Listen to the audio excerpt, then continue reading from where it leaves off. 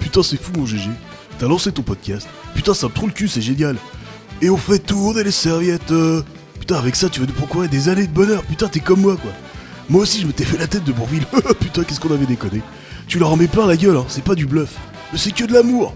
Putain, faut que tu continues, hein. T'arrêtes pas, surtout. T'es pas un petit bonhomme en mousse. La la la la la la la. Allez, c'est parti pour les news et puis une petite pipe avant d'aller dormir. Jean-Marie Le Pen, qui n'a plus de nouvelles de sa fille Marine depuis longtemps déjà, s'inquiète et passe un coup de fil à un ami. Soral, ne vois-tu rien venir ? Avec la fermeture des boîtes de nuit, pour de nombreux célibataires, il ne reste que « You want to be alive »,« You want to be alive ». Depuis le 9 juin, avec le pass sanitaire et la possibilité de voyager à nouveau au sein de l'Union Européenne, les liaisons ferrées entre la France et la Belgique sont revenues petit à petit à leur niveau habituel. C'est Alice au pays des merveilles. Anne Hidalgo pense déjà plus à sa campagne présidentielle qu'à Paris. L'édile Piaf. Télévision. Passepartout et Passe-Temps ont été virés de Fort Boyard pour onanisme. On sait pourquoi Louis XIV était le roi soleil, despote éclairé. Bonne nouvelle pour les parents, cela fait déjà quelques jours que l'on peut faire piquer ses ados. Le directeur général de Renault, Lucas Deméo, veut faire de Renault une locomotive technologique. Allez les gars, au charbon! Le professeur Raoult parle de son intelligence hors du commun. Pas la peine Didier, t'es déjà cuit. Chine, 32e anniversaire du massacre de la place Tiananmen. Et depuis, tout le monde s'écrase.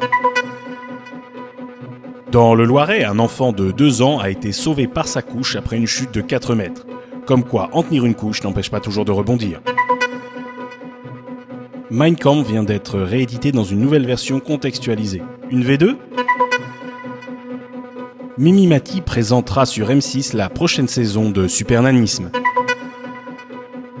Pour demander l'aide de l'État actionnaire afin de faire de Renault une locomotive technologique, son directeur général Lucas Deméo a rencontré le commissaire en plan François II. Mais on ne dit pas le regretté auteur du Petit Prince, mais dommage que Syntex eût péri. La Ligue 1 de football passera de 20 à 18 équipes à partir de la saison 2023-2024.